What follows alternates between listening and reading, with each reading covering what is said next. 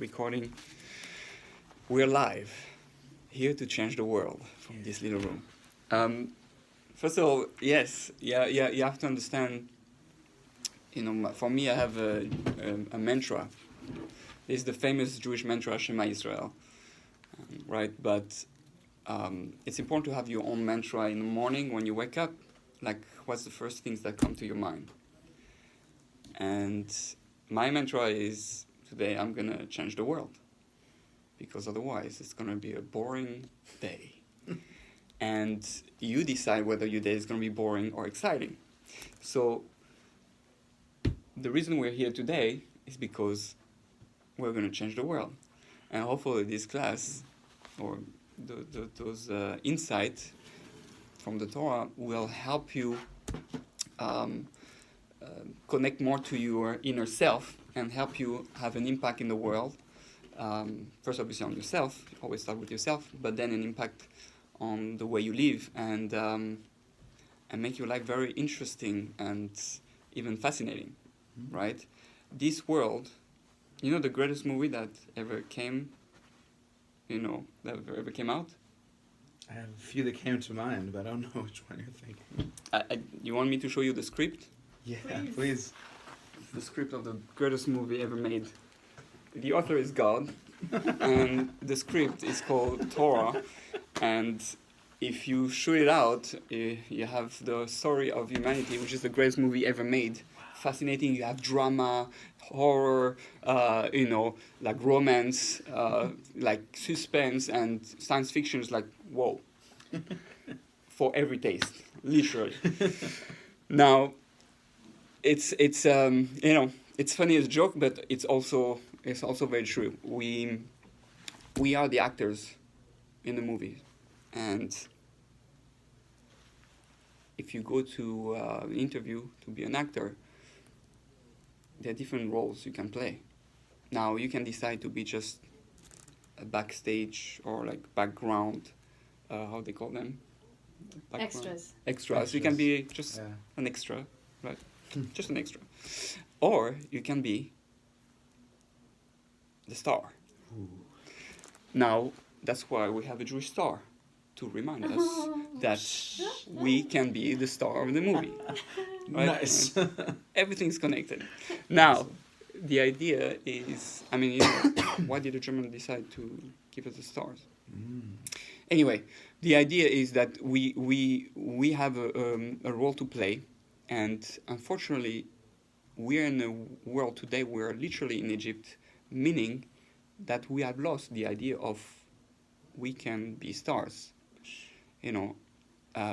There's a great show that's supposed to come out, and it's not out yet because we didn't figure ourselves out. The non-Jews have started that show already. It's called America's Got Talent. But they forgot, the Jews forgot that they also have talent. It's called Jews Got Talent. And they got to step up and show their talent. Maybe not singing and, dancing or acrobats, but the Jewish talent, the talent of spirituality and knowledge, wisdom, and much more. So, why the first question is like, why? What's Egypt? Why are we here today? How do we come out of Egypt in 2018? What's that whole thing with the Seder? It sounds almost ridiculous if you hear it the first time. What's that whole Seder about? And the whole going out of Egypt is very strange. How do we end up in Egypt in the first place? Anybody knows? There was a famine. Oh. Yeah. And we had to go down to get food. That's true. And who made that famine happen? Who made it? Yeah. Hashem, of course. Hashem. So God put us in Egypt. And then he comes and says, I'm going to take out of Egypt. Oh, wow. You put us in Egypt and you take us out. That's funny, He has a sense of humor, by the way. God has a great sense of humor. I'm always on the floor with him. It's, seriously. There's a very famous story from Rav Noach Weinberg Zatzal, the founder of Esha Torah. And he he was giving a class on becoming Jewish and connecting to God and faith, and one of the guy in the audience said, "Rabbi, I don't need that all those mitzvot and all those commandments because me and God, we're like that, we're like that." Oh, really? Very interesting. Like, why do you say that? Well, say, well, I used to be a biker, and I was riding one day, and all of a sudden the car came on the border and came out too much, and I almost crashed into it, but I went off the road and I fell. I don't remember the number, 50 feet or like I fell really, really deeply down, and I woke up a little bit later and I was fine. I was alive.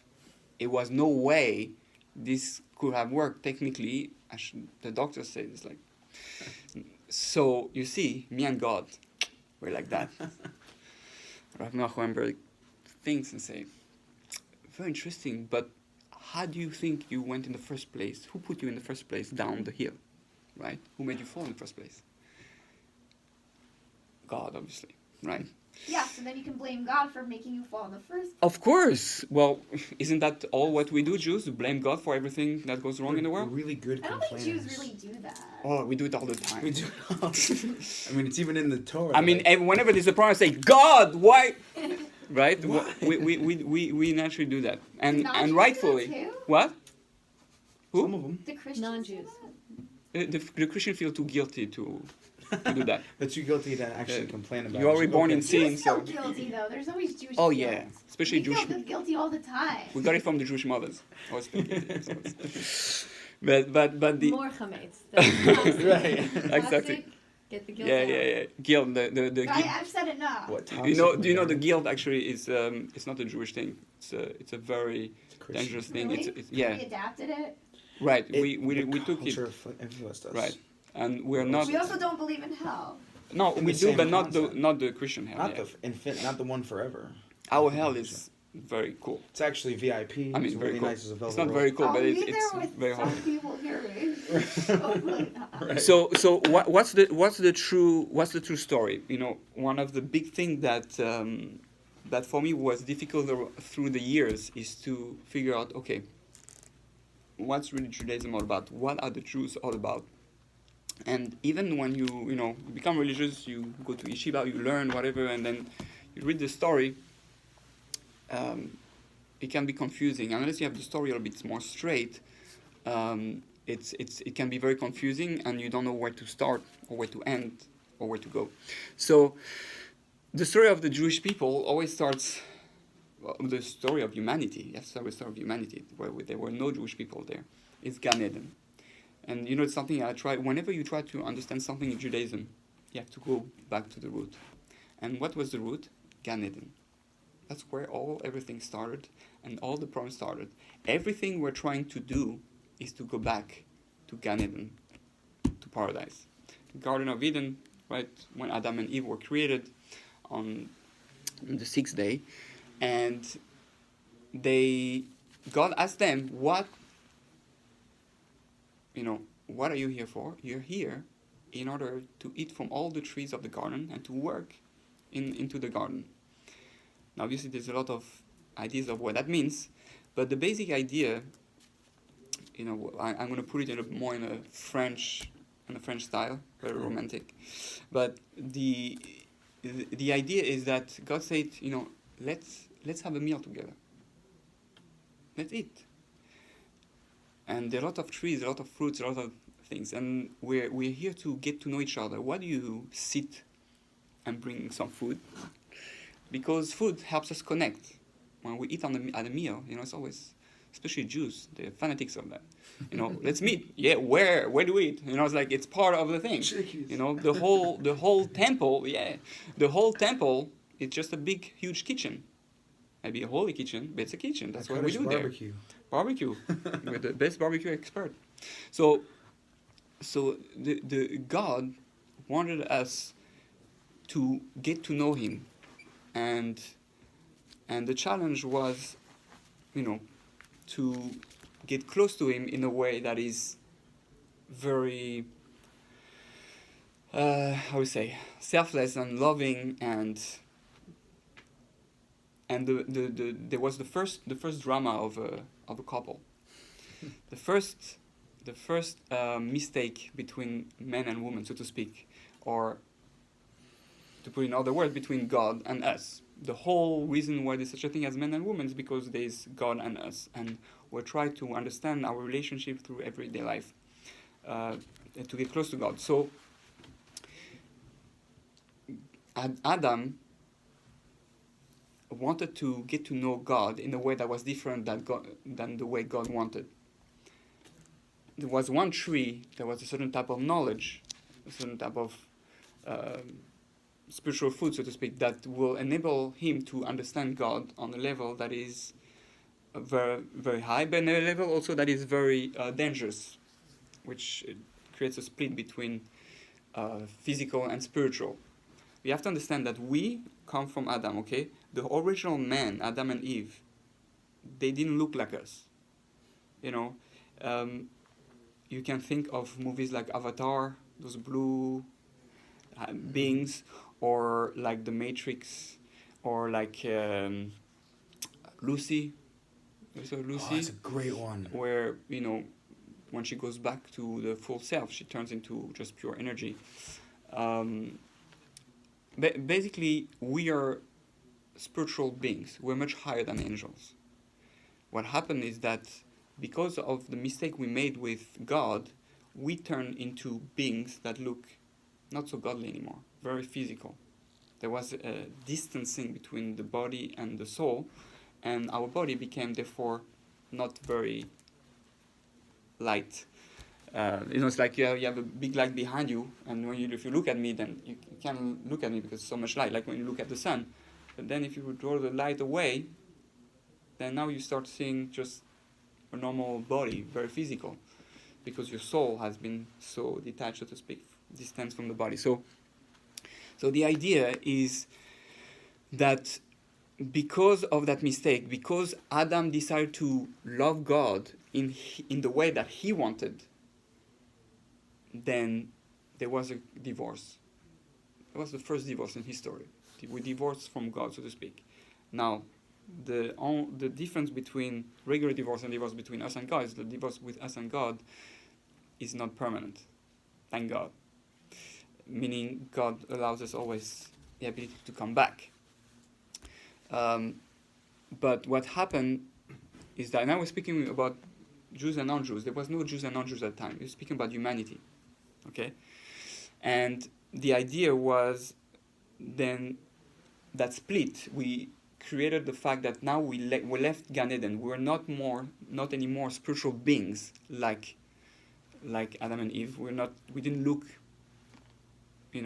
godly anymore. And we fell down into a world that is not Gan Eden, that is not paradise, that is not spiritual anymore. And therefore, now we have to try to... Oh, right. Similar to that, something like that.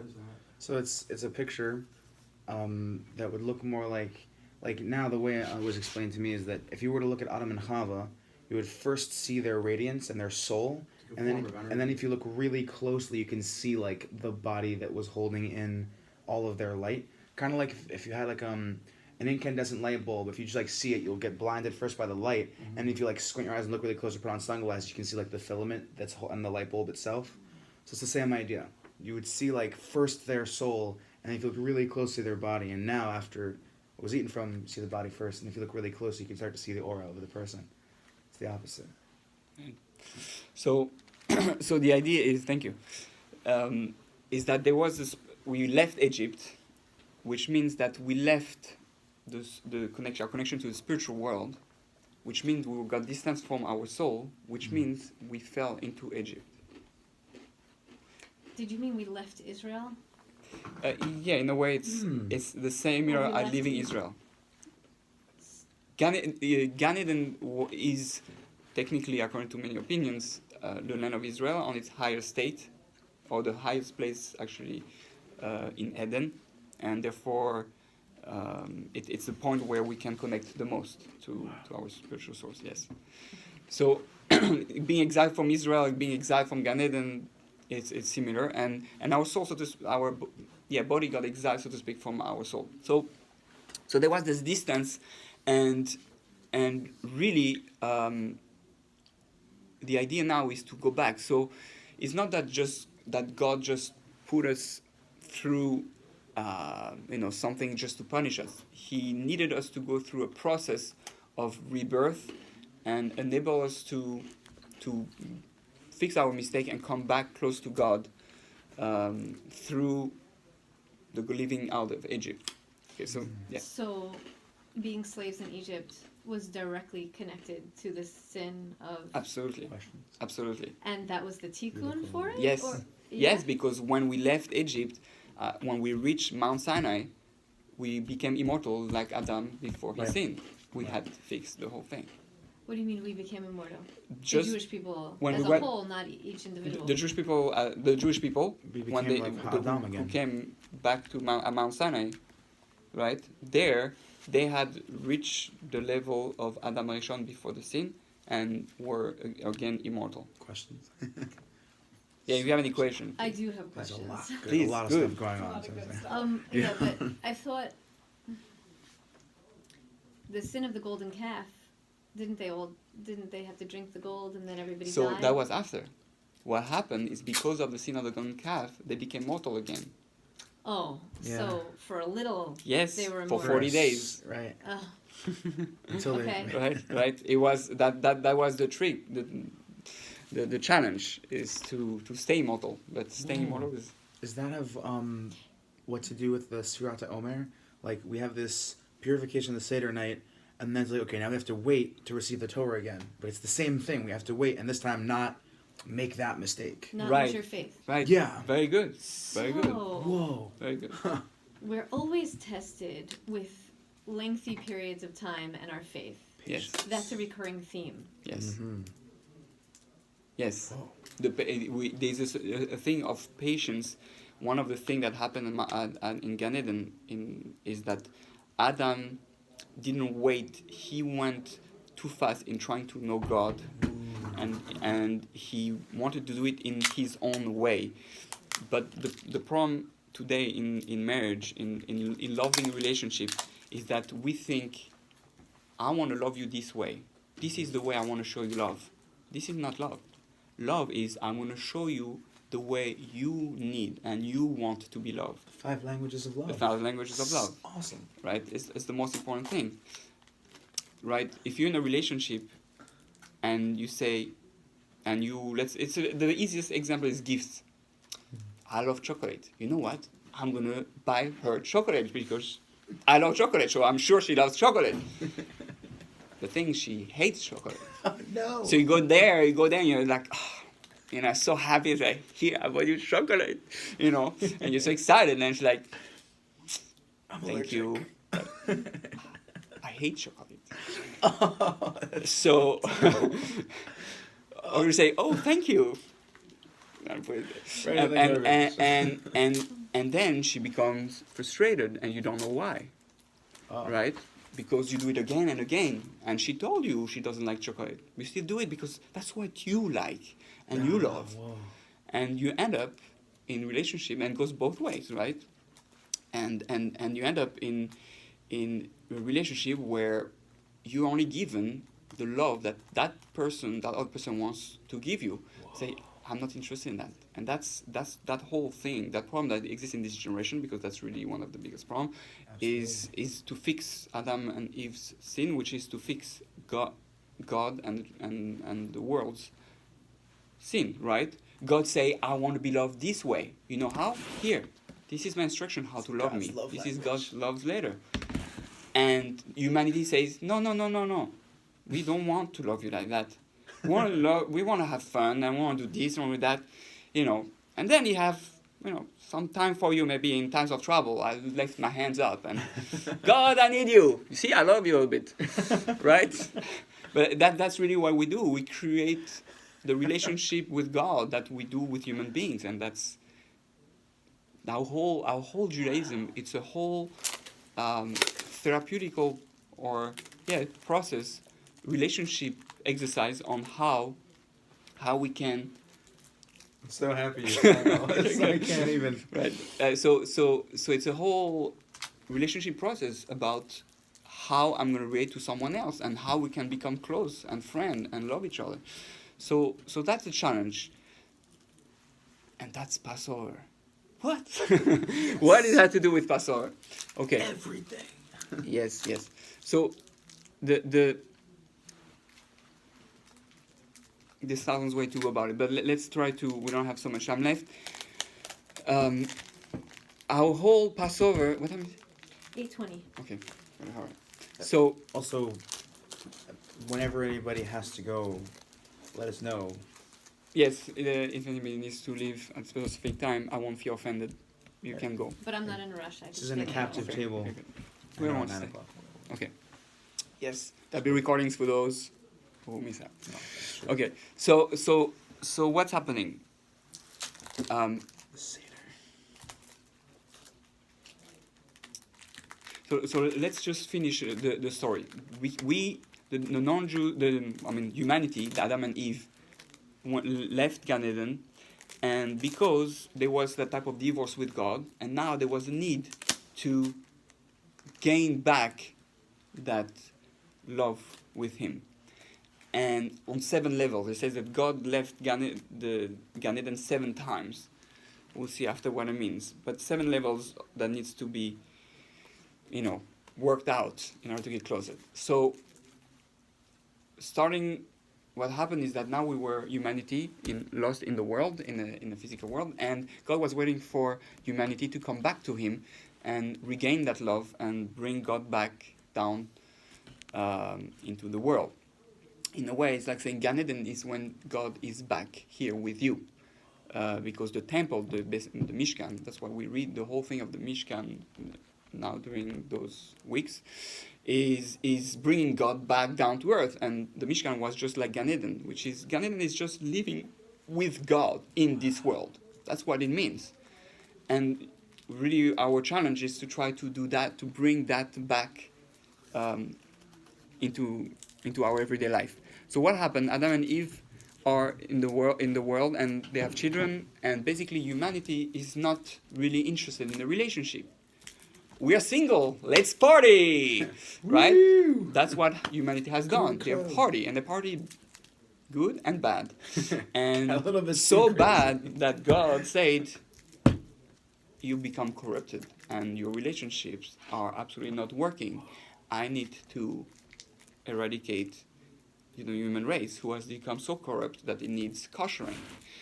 So the first koshering process of chametz was the flood, when you need to boil the whole world to be kosher. God's teaching us how to do Passover. You got to boil all the immoral things that happens. All the people were immoral, all immoral stuff, and you got to be boiled, right? It says the water was boiling.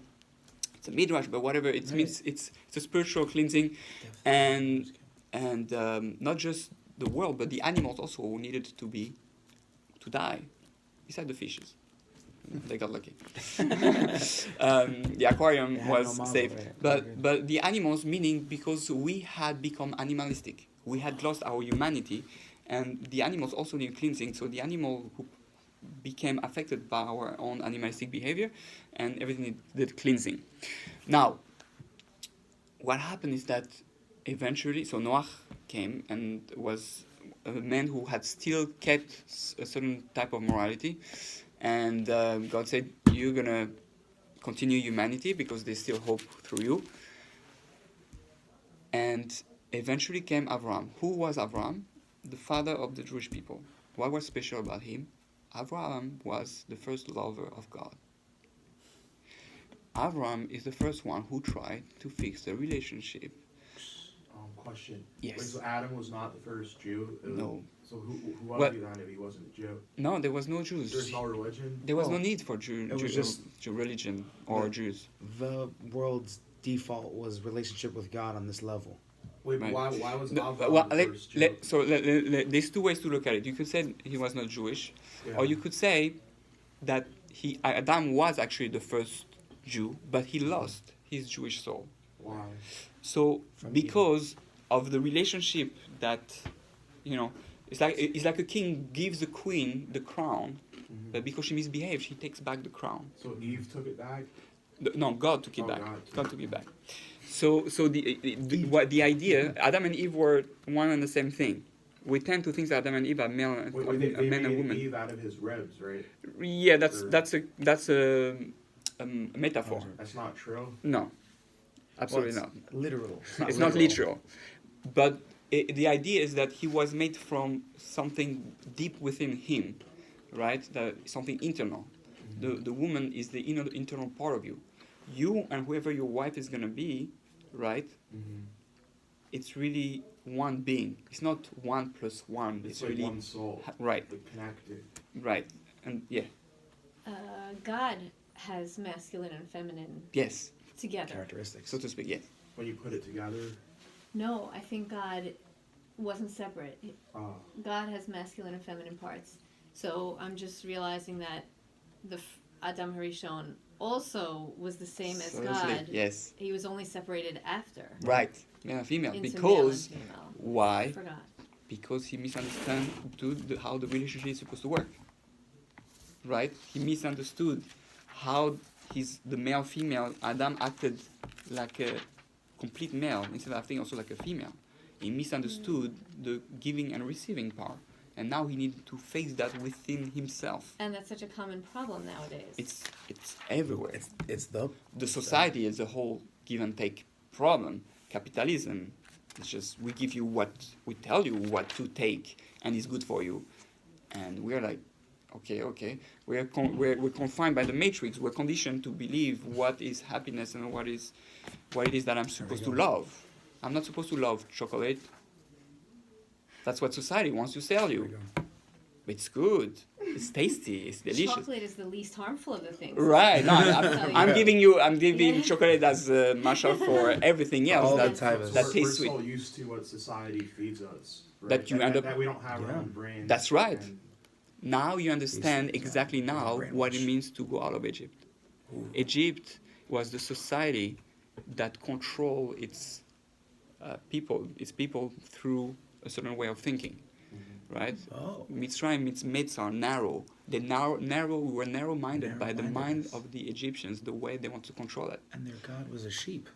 Right. Literally, become right. a sheep. And Just and, follow and the there's whole- that's right, because the sheep is the meh, you say meh, every sheep says meh, and we just go, one sheep goes there, everybody goes there. I know because I work in a farm, Yeah. and it's literal. And it's in Israel. The sheep, we're in a sheep generation, and Jews also have become sheep. Now let's finish the part of the story, because the more we understand the story, the more we can understand the rest. So what happened? Abraham was the first lover, the first one willing to have a real, deep, loving relationship with God. And what happened is that God said, "You see the way you live, and the way you want to approach me, this is the way I want to be loved. And I want you, if you accept this mission, mission impossible. If you accept this mission, you will become the father of nation. Of many nations, the father Abraham, Oh, wow. the father of many nations. So what's happening is that Abraham said, "Okay, I'm ready for this mission," and this is the birth of or the source of the Jewish people.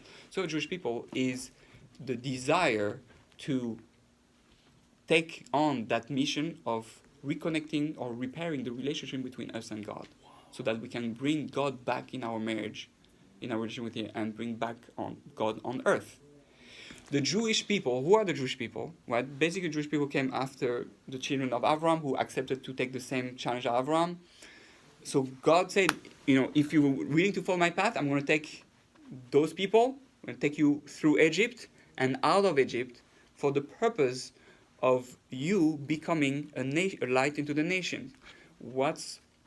And that's a concept that has been completely almost forgotten, or like in the religious world, it's terrible. Like the way I hear people speak about non-Jews What they and fear the the most. human, and right, it's like, oh, they're evil, they have to destroy us, or they this is upside down.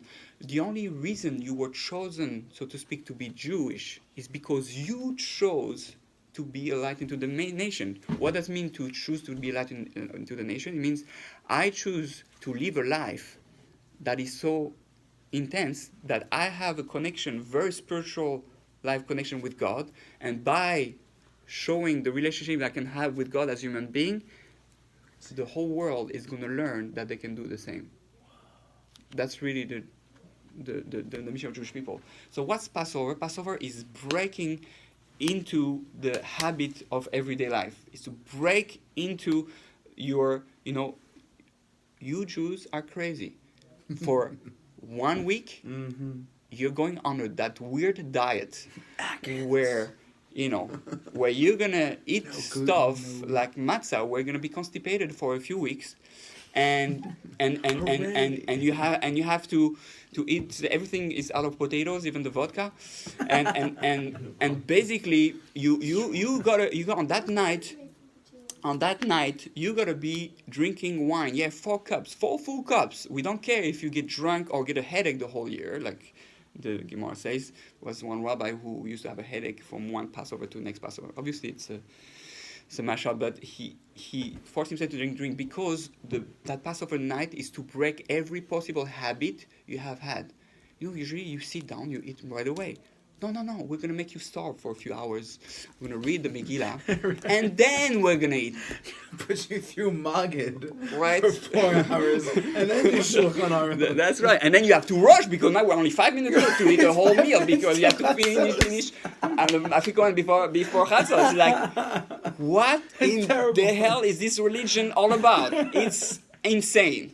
Oh, yes, welcome to the Jewish people. To a relationship. If you don't learn to break the natural way, your natural animalistic way you live, you cannot be Jewish. The Jewish people start when you start breaking from nature, because you're not natural, you're supernatural.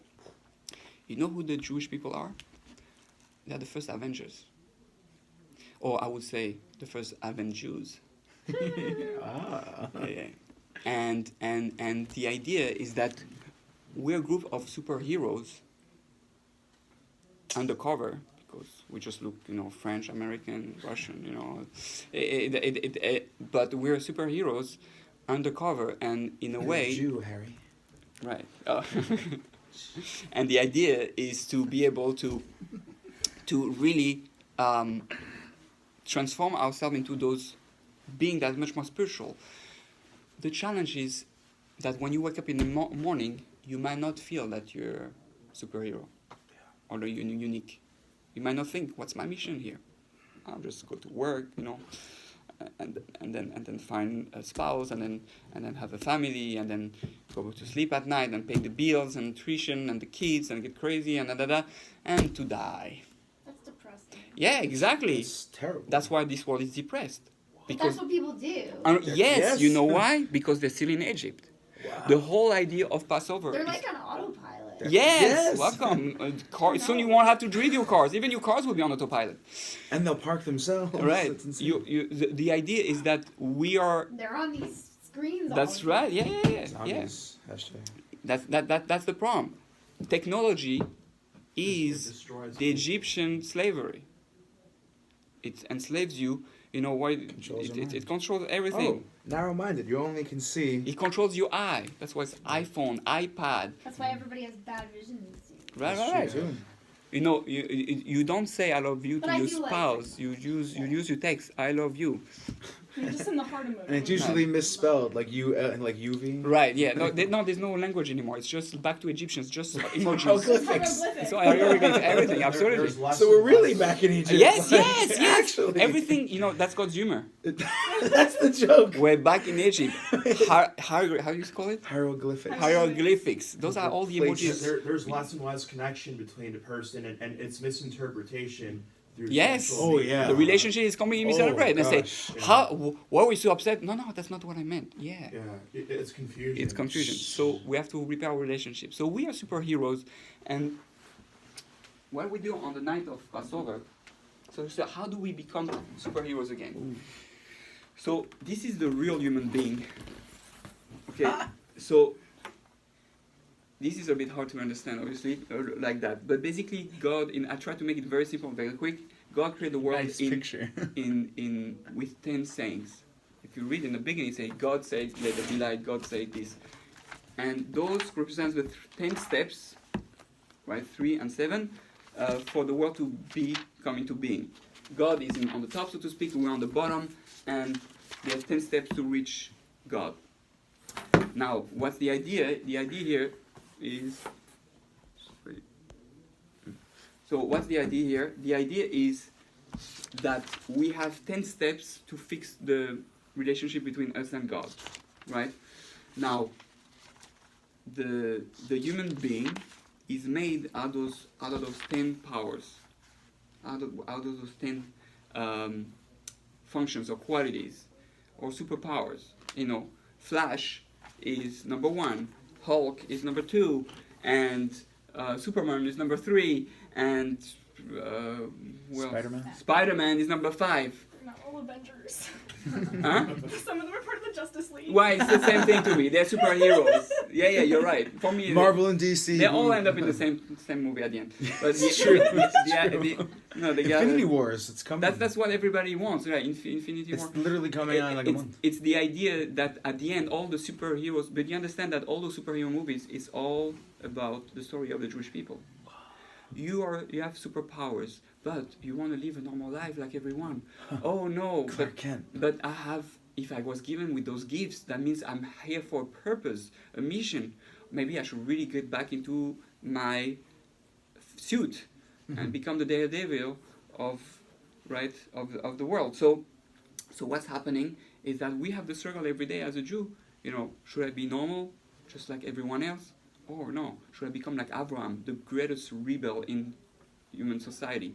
Abraham went against everything, against society, against the media, against the president, against everyone. He was Why? anti-Trump. And yeah, he broke all the idols. He broke the media and all the stuff because he wanted to bring back a message that has been lost, which is, hey, God really exists and He's waiting for you to have a relationship with Him on a level that is so high that you can actually speak to Him face to face. This is what humanity has stopped believing. We don't believe we can speak face to face to God. But that's really, we had prophets. Our great-great-great-great-great-great-great-great-great-grandfather, Moses, and many others, spoke to God face to face. We were at Mount Sinai. You heard God with your own ears and saw His presence with your own eyes. In the temple, you'll go there and you could have visions of God, prophets. We had millions of prophets. Millions. Okay? So we have stopped believing that we are children of prophets and stopped believing that we're superheroes. We are the Justice League or Marvel, whatever. The Avengers, whichever We are one. the Avengers. Avengers. Right. So the Passover Seder is really sorry. There's too much intense power there. So the Passover Seder is connected to that, meaning that if you take the plate of the Passover Seder, it has 6 things in it. Oh. This is the Passover plate with the bone and the egg, and then the 6 things, and then the number 7 is really the plate itself, which corresponds to Malchus, which contains everything, all elements together. Whoa. So that's the Passover plate. I'm not going to explain each one. Obviously, that's for your own discovery, and for you to search.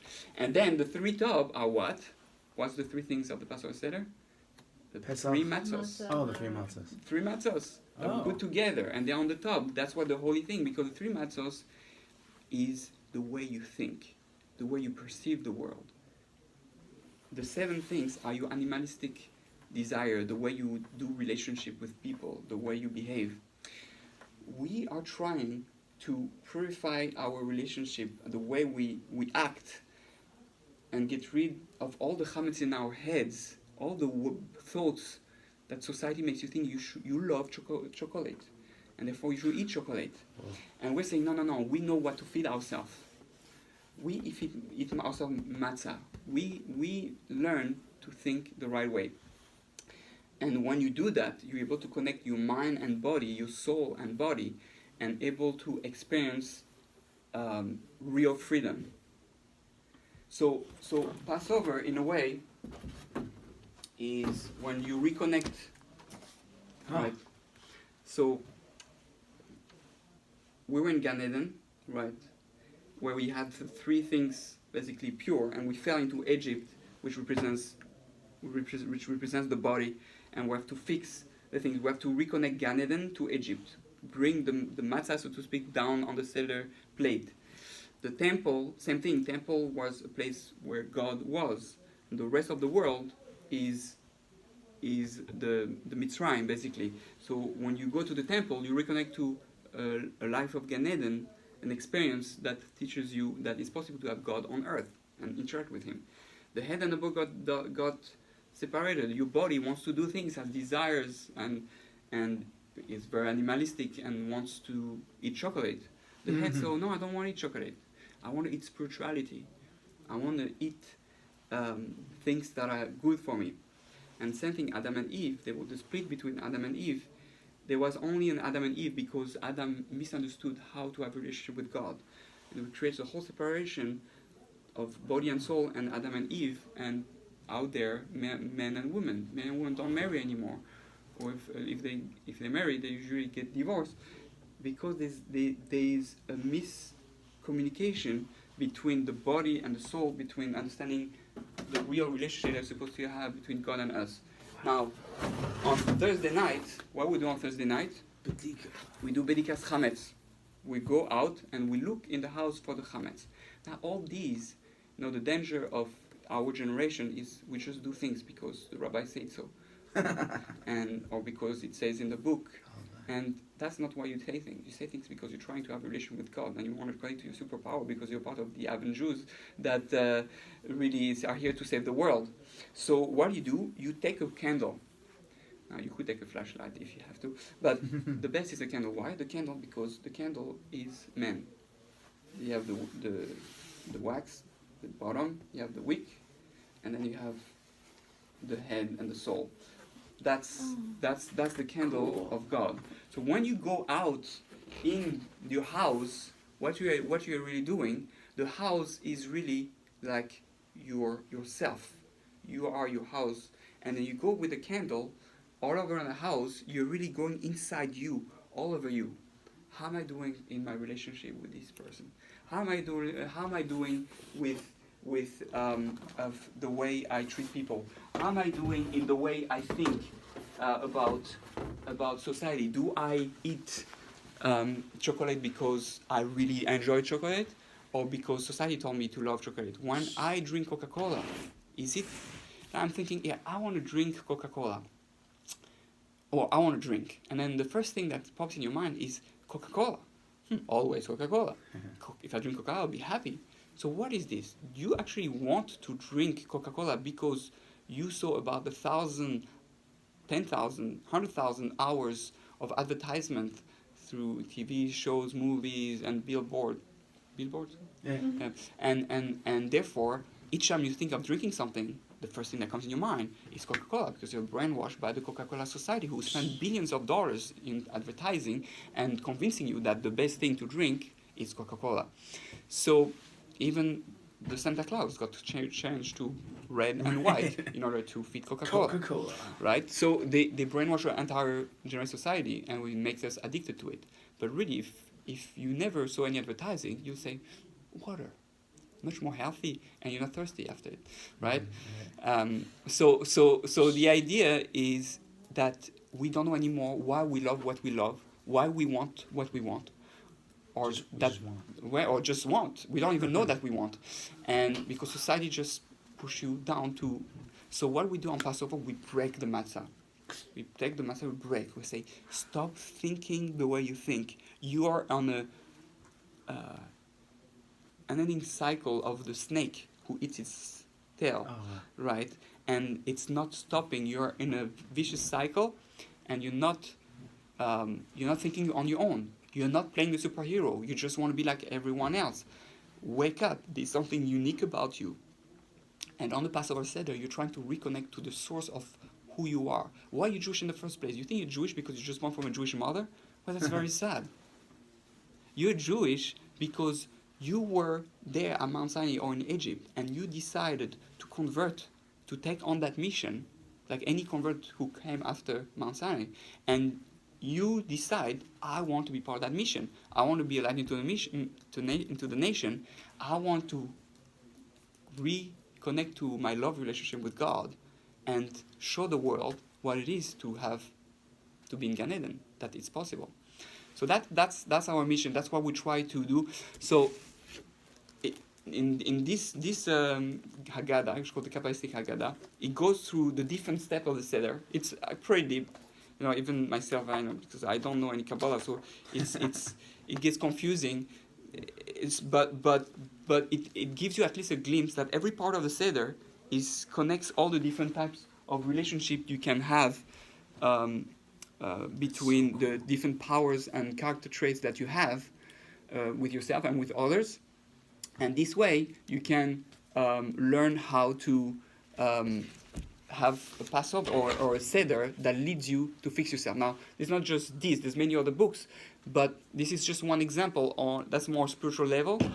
But the Passover Seder is try to ask question on everything and to reconnect to the true source of who you are. It's really awesome that we start counting the Sfirat Omer the day after Pesach. Right. So we do this Yes, as like, yes, this exactly. is the whole thing, and then you're going to work on every Because now that you awake to thing. your mission, it's time to become the Avenger that needs you. And how do you do that? You got to work on your character traits. The only thing that is missing for your soul to shine and to be high all the time, you don't need LSD or marijuana or anything, or get a beer every night or chocolate. You don't need all the stuff. You know what you need? You need to be pure inside, to purify your character traits. By working on your character traits, where the 7 main things from the Seder plate, from this, you are able to connect to your soul, the 3 parts of your soul, and you're able to become like Adam Arishon, like before he sinned. And then you'll be able to... So when you walk in the world, so you have 50 days basically after the Passover Seder to train to become that man, that Adam and that Eve, those 2 superheroes. And if you do that well, then on Shavuot, when you're able to receive the Torah again, so to speak, you're able to receive the energy and the understanding that was going to enable you to go out in the world and make a change, so that a few weeks later you can rebuild the temple instead of crying for it, which is Tisha B'Av. And I'll finish by saying that this is why we ask so many questions. We ask so many questions because if you don't ask questions, you're dead. The moment you stop asking questions, you become a dead adult. What's bad with being an adult? Because usually it's like, you try to ask a question, shut up. You'll know when you grow up, you'll have an answer. And the kids never get answers. Right. And you become a zombie of life, because it's much easier to live life like a sheep without just saying meh, and you don't need to ask questions. Society doesn't want you to ask questions, and your Yetzirah, your evil inclination, doesn't want you to ask questions, because the body likes to be in a cycle. It's much easier. Every day I wake up at this time, I eat these things, and I go to sleep at this time. But if you're a superhero, every day is challenging. Every day there's a snake behind to try to, trick you and get you. So we have to every day find a new challenge. So when you ask question, the whole Seder is about question. We teach the kids to wake up to, why am I Jewish? Where do I come from? What's the Jewish people? Why are we doing this crazy Seder where we're tired, we drink, we get drunk, and we have to lean, and everything is different than other nights? Say, yeah, because you are different. You're not a regular child. You're a child of superheroes, and you need to live up to your superhero strength and power so that you can fulfill the mission that Abraham started and become a light to the nation and inspire all the non-Jews to become close to God and to love God. The Jews and the non-Jews in Kabbalah says they're like husband and wife. They're supposed to work together in order to come close to God. This is the Adam and Eve from the beginning. And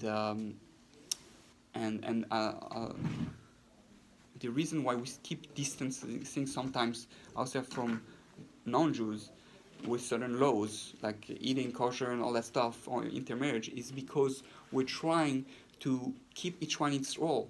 Meaning, if you're a superhero, you need to marry a female superhero because you have the same goal and same. A marriage only works if you both have exactly the same goal.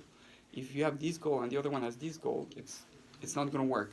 What keeps a marriage together through ups and downs is because you have exactly the same goal there, and that's what we have to find. We have to find a partner that has that goal, and the non-Jewish people. That's not the mission. The non-Jewish people can be very holy and have their own mission, but the mission is not the one of the Jewish people.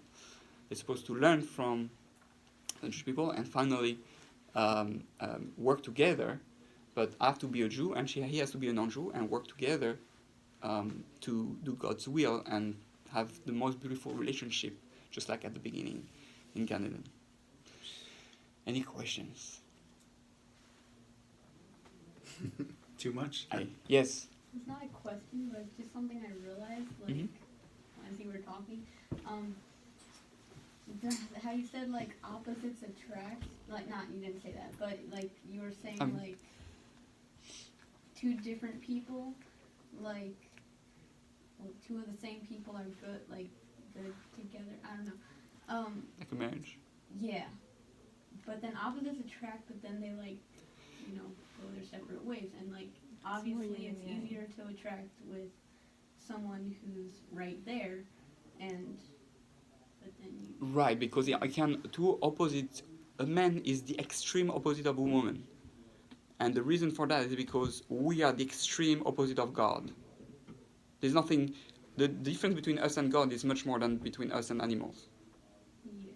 And in order for human beings to understand how they can become one with God, men and women have to get married.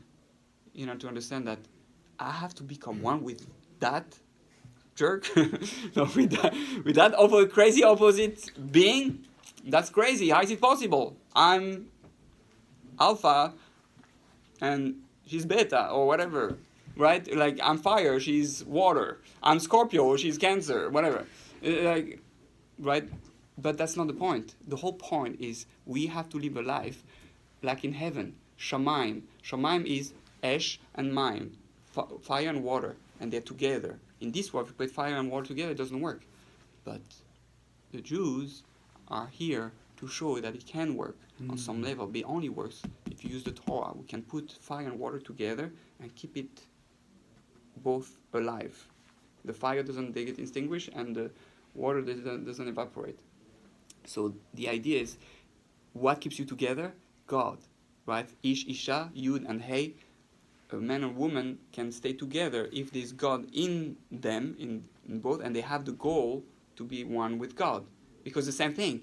If you cannot be one with another human being, how are you going to become one with God?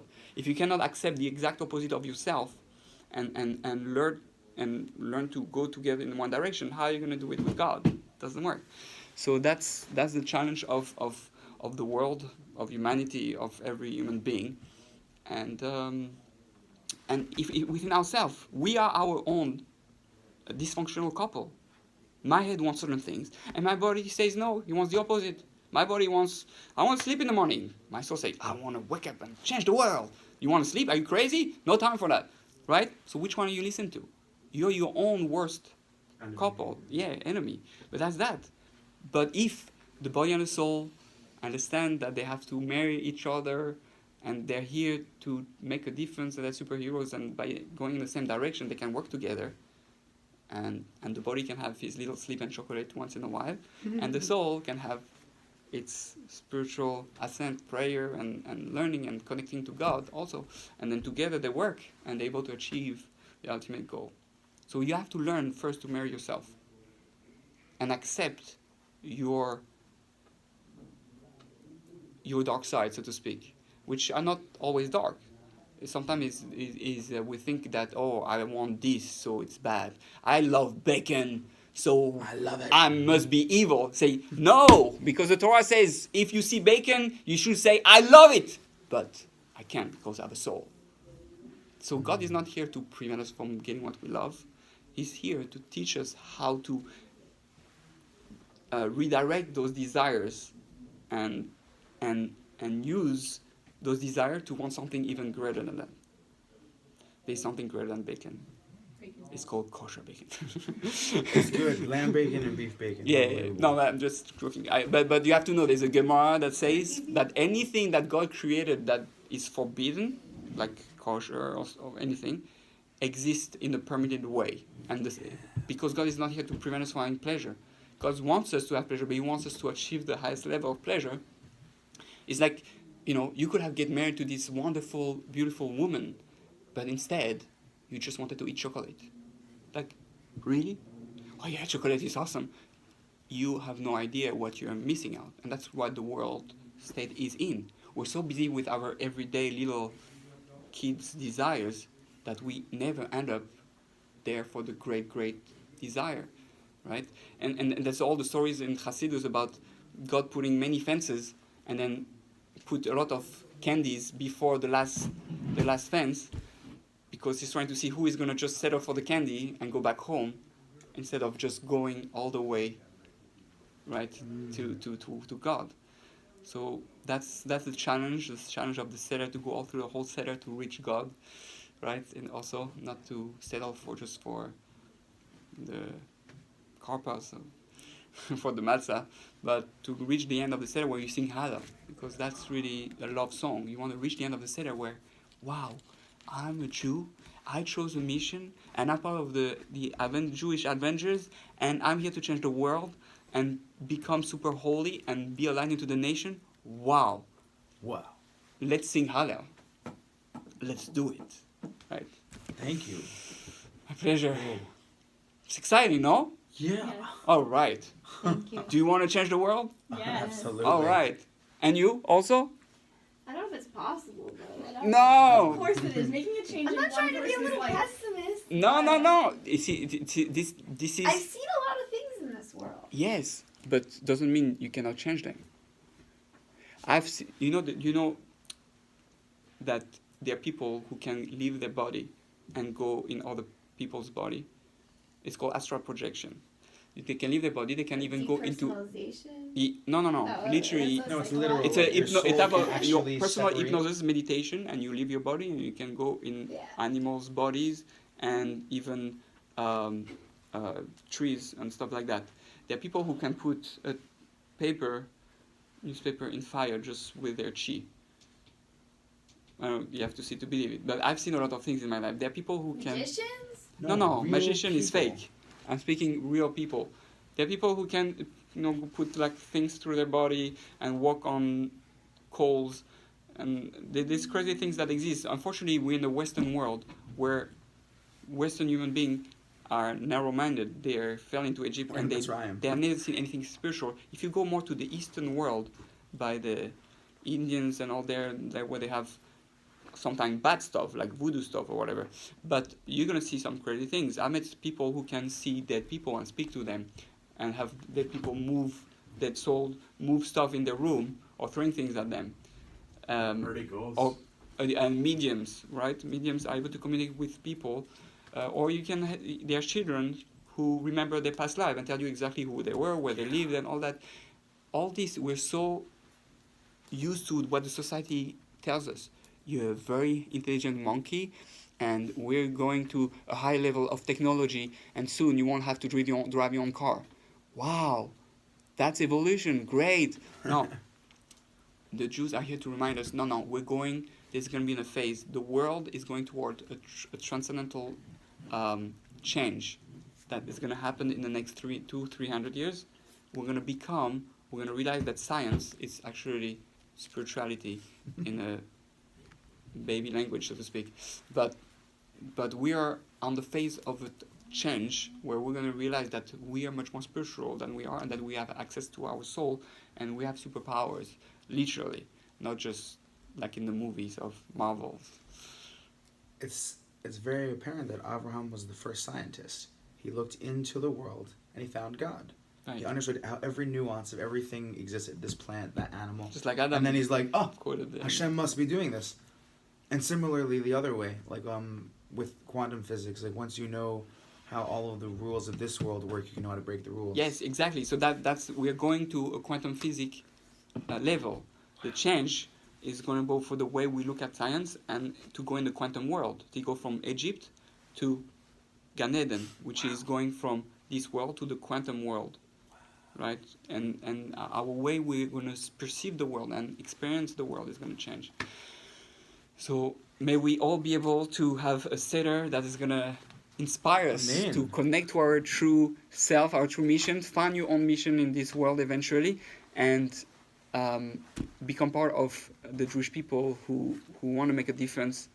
Find the right soulmate that is going to lead you to achieve your true purpose, and eventually reach a level that Adam and Eve were supposed to achieve and live a life of Gan Eden. Amen. Thank Also, you. can I